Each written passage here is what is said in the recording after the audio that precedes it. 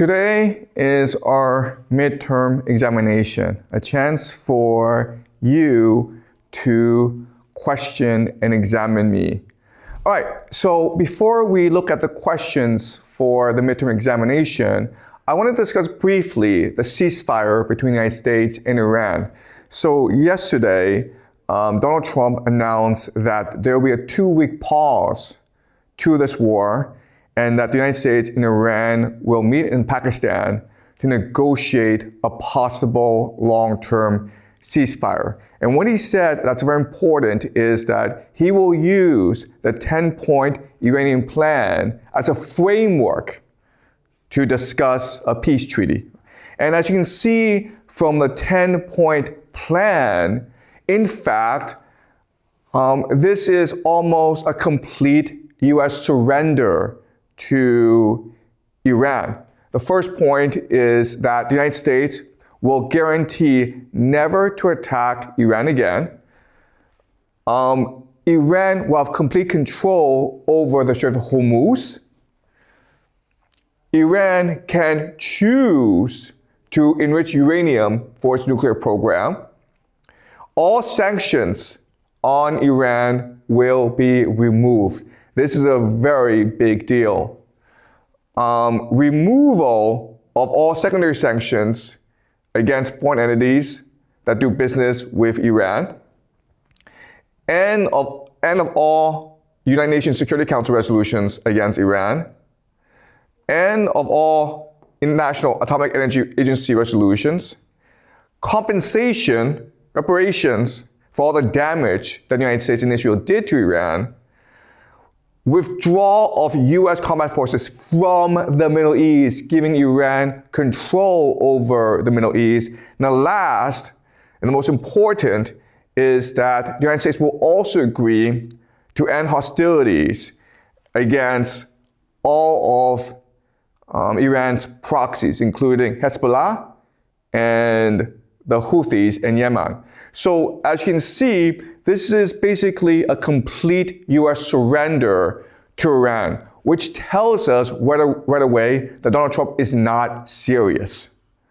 If you go into a shop and you negotiate with the shop owner and you want to sell maybe a book to the guy and you're hoping for $100, but because it's bargaining, you think, maybe I should start high, so you say $1,000.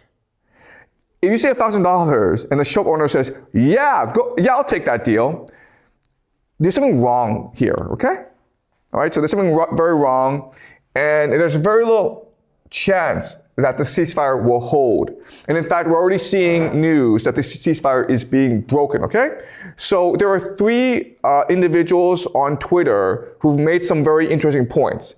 All right, so in this tweet, Mr. Bojak said that, listen, if this is really a ceasefire, why is the United States continuing to send aircraft carriers, the USS George Bush, to the Middle East?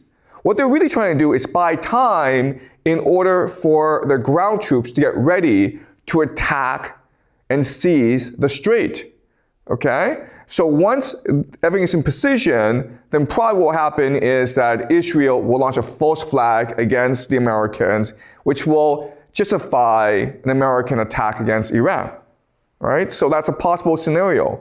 But again, the question is, if this is really a ceasefire, if Donald Trump is really intent on peace, why does he continue to send U.S. forces to the Middle East? That's question number 1.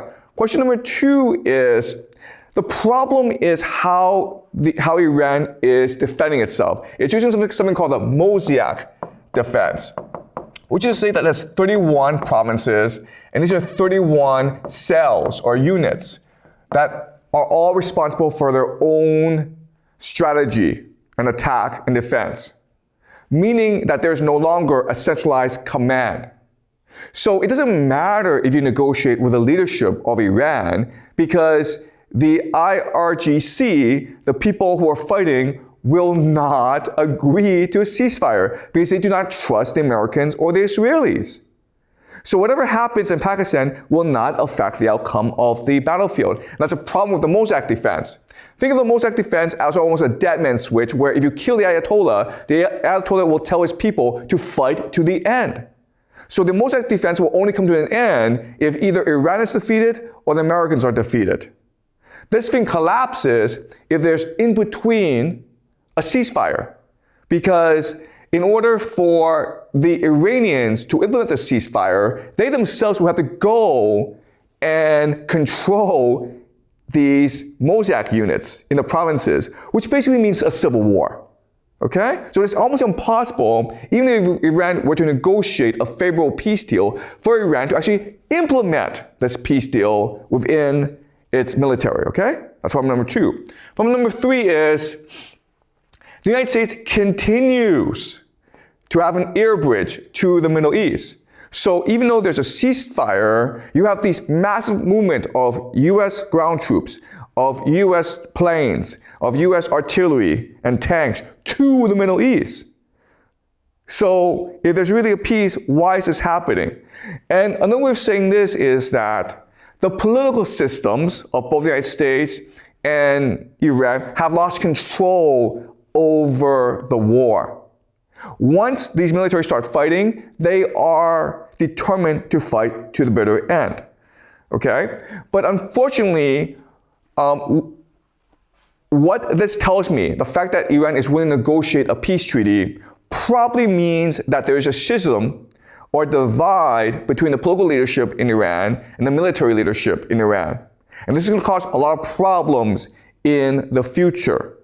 So maybe before this past month, it seemed as though that Iran had control over the battlefield and Iran was winning it. But I think over time, what's going to happen is that fissures will arise in Iran, and Iran will start losing the battle more and more as the United States and Israel develop a much more coherent strategy against Iran. Another major issue is that as this war drags on, the world economy is going to suffer, which means that people can no longer drive their cars, and which means maybe a lot of people will also starve.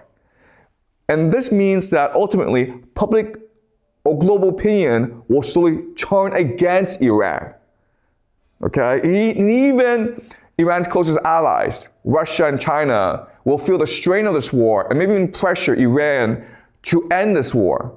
But again, as we discussed previously, because of the way that Iran has structured its military defense, it is impossible for Iran to end this war unless it's either destroyed or it's destroyed the Americans. Okay? So this war, this ceasefire, it's only a PR stunt. It will actually lead to nothing. All right.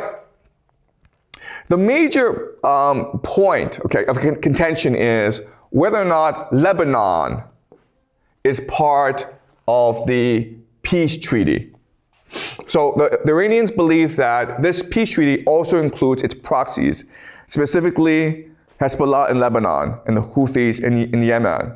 But after this peace treaty was announced, Israel launched more than 100 strikes in 10 minutes across Lebanon, killing 250 people, at least 250 people. Okay? So Iran is obligated to defend Hezbollah morally. And Israel understands that if Iran breaks the peace treaty and defends Hezbollah, then it is Iran's fault, okay?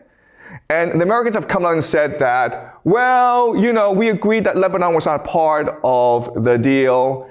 And J.D. Vance, the vice president, said, oh, it's a legitimate misunderstanding.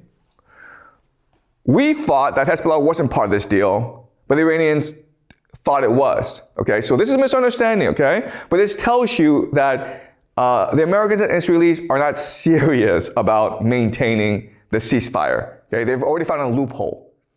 All right.